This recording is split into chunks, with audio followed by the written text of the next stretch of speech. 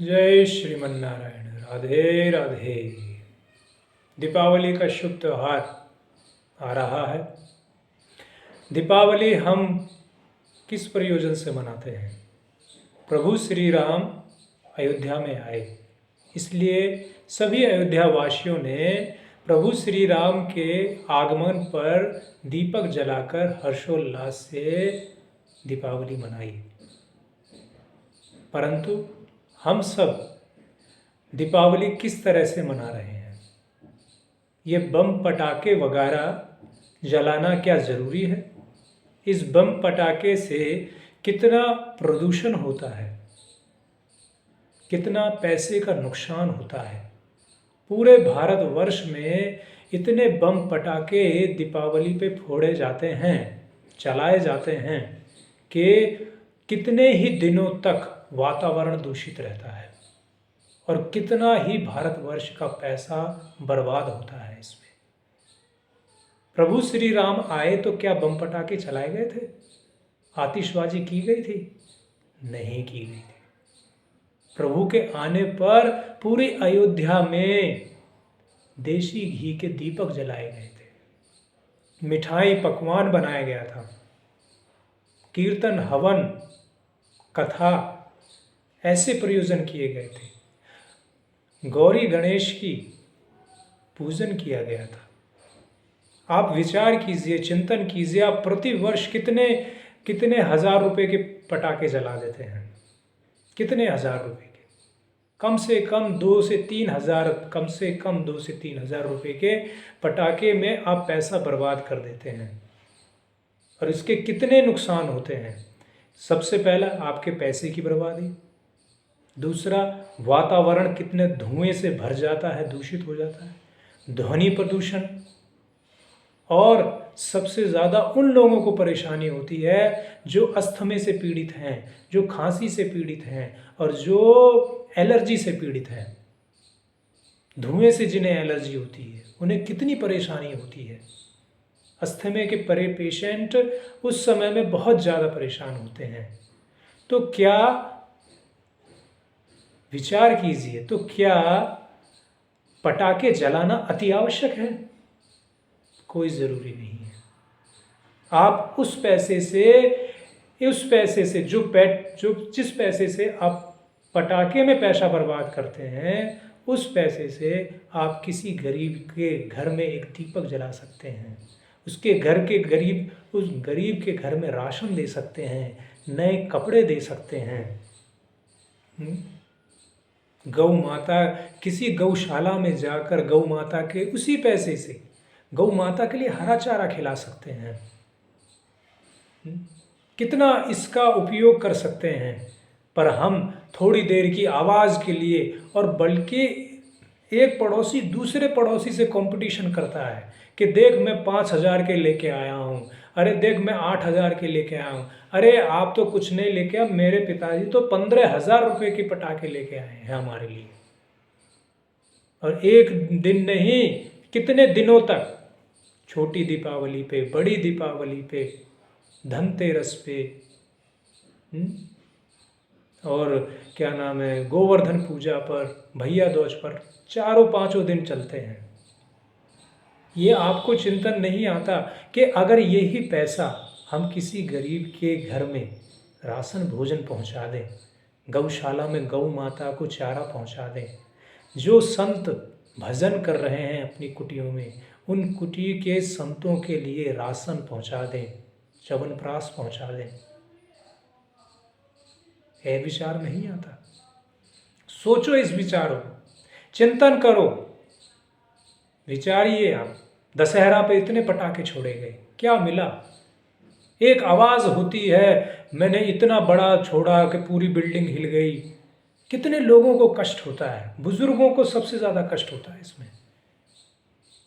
इस युवा पीढ़ी को समझना चाहिए कि हमारे देश का कितना पैसा बर्बाद होता है इन पटाखों के पीछे, और फिर उन पटाखों से होने वाले प्रदूषण के पीछे कितना पैसा बर्बाद होता है, कितना समय बर्बाद होता है। आप दीपावली मनाइए, हम नहीं कहते, मनाइए, खूब दीपक जलाइए, देसी घी के दीपक जलाइए, तिल के तेल के दीपक जलाइए, घर में बनाकर मिठाइयों का वितरण कीजिए, आप फ्रूट का वितरण कीजिए। ऐसी संस्थाएं हैं जो अनाथ आश्रम हैं, जहां बच्चों के पास कॉपी पेन नहीं है, उन स्थानों पर जाकर कॉपी कलम पेन उनको दीजिए। गरीब बच्चों के जो झुग्गी झोंपड़ी में रह रहे हैं, जिनके पास एक वस्त्र नहीं है पहनने के लिए, हम अपने बच्चों के लिए नए नए वस्त्र दिला रहे हैं और 10-10 हज़ार रुपये पटाखे में बर्बाद कर रहे हैं। क्या उस 10 हज़ार रुपये से हम किसी गरीब के घर के कपड़े नहीं दे सकते? मैं सबके लिए कहता हूँ, मैं इसीलिए कहता हूँ ताकि हमारे हमारे समाज में अगर हम उसको स्वच्छ नहीं कर सकते तो गंदगी ना फैलाएं। ये पटाखे जलाने सबसे बड़ी गंदगी है। दूसरे दिन आप देखेंगे पूरा रोड पटाखों के गंदगी से भरा हुआ है, कूड़े से भरा हुआ है। एमसीडी वाले आकर उसे साफ करते हैं, नालियां भरी पड़ी हैं, कितनी प्रदूषण होता है। दूसरे दिन 4-5 दिन तक यही हालत रहती है, यही हालत रहती है। कितना प्रदूषण, कितना कितना परेशानी होती है। आप विचार कीजिए, चिंतन कीजिए, मनन कीजिए। अगर उसी पैसे से हम गरीबों को सुख देते हैं, गौ माता के लिए गुड़ खिलाते हैं, फ्रूट खिलाते हैं, हरा चारा खिलाते हैं। आप कहते हैं कि हमारे छोटे छोटे बच्चे नहीं मानते हैं, आप उनको छोटे पटाखे दिला दीजिए, चलो छोटे कर दीजिए। परंतु जिनकी उम्र 25 साल है, 20 साल है, जिनकी उम्र 30-40 साल है, जो 20 साल से बड़े हैं, वो ऐसी गलती कर रहे हैं। यहाँ तक कि 40-45 साल के उम्र बुजुर्ग लोग भी अपने साथ में पटाखे छुड़ा रहे हैं। आप बच्चों को संस्कार दें।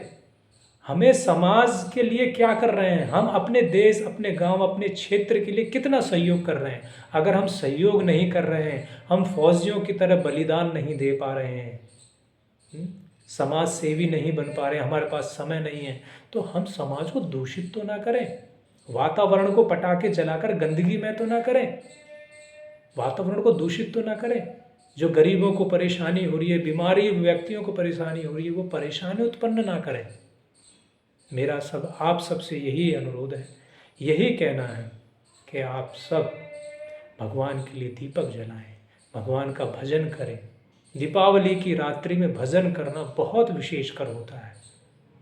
और ऐसे शोर शराबे में जब इतनी पटाखे वगैरह में चलने पर हमें बाहर निकलने में दिक्कत होती है, लोगों को बाहर निकलने में दिक्कत होती है कि हम पटाखे से जल ना जाएं, तो क्या माता लक्ष्मी हमारे घर पधारेगी? ऐसे शोर शराबे में, ऐसे धुएं में क्या माँ हमारे घर में प्रवेश करेगी? हम गौरी गणेश का पूजन करते हैं, किस लिए करते हैं? गणेश जी की उपासना इसलिए होती है ताकि हमारा बुद्धि, हमारा विवेक बढ़े। और लक्ष्मी जी की उपासना इसलिए करते हैं ताकि हमारे घर में सुख समृद्धि आए, लक्ष्मी आए, धन आए, संपत्ति आए। पर क्या माँ लक्ष्मी प्रसन्न होगी कि हम उस पैसे को पटाखे में बर्बाद कर रहे हैं, गलत जगह पर लगा रहे हैं? माँ प्रसन्न होगी?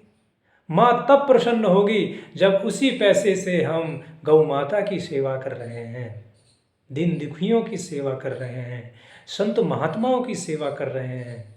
उसी पैसे से हम किसी गरीब बच्चे की फीस भर रहे हैं, उसके पढ़ाई के लिए सामान दे रहे हैं, उनके लिए वस्त्र दे रहे हैं, उनके घर में मिठाई भोजन भिजवा रहे हैं। अभी भी हमारे देश में बहुत गरीबी है, और फिर भी इतनी गरीबी देखते हुए हमारे घर में जो नौकरानी काम करती है, नौकर काम करते हैं, गाड़ी चलाने वाले काम करते हैं, आप उनसे पूछा है? आप 10,000 रुपये पटाखे में बर्बाद कर देंगे, परंतु अपने नौकर को 2100 रुपये, 5,000 रुपये भी नहीं देंगे कि ले तू अपने घर में अच्छे से दीपावली, उसको नए वस्त्र, उसको मिठाई, उसके परिवार के लिए वस्त्र क्या हम देते हैं? पर हम पटाखे में कितना बर्बाद कर देते हैं। मैं पटाखों का घोर विरोधी नहीं हूँ, मैं इस समाज को दूषित करने का घोर विरोधी हूँ। हम इस समाज को दूषित कर रहे हैं, गंदगी फैला रहे हैं, वातावरण को दूषित कर रहे हैं और पैसे की बर्बादी कर रहे हैं। पैसे की बर्बादी कर रहे हैं। हमें उसका सदुपयोग करना है। जब हम सदुपयोग करते हैं, दान पुण्य करते हैं, तो माता लक्ष्मी प्रसन्न होती है, जैसे कि राजा बलि से प्रसन्न हुई थी।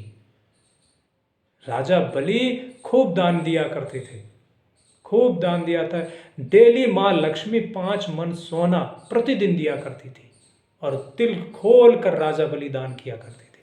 स्वयं माँ लक्ष्मी प्रतिदिन दिया करती थी 5 मन सोना। क्यों? क्योंकि वो उस धन का सदुपयोग करते थे, और इतना सदुपयोग और इतना दान किया कि दान लेने के लिए स्वयं नारायण उनके घर पे आ गए। इसको कहते हैं माँ लक्ष्मी का सदुपयोग, धन का सदुपयोग।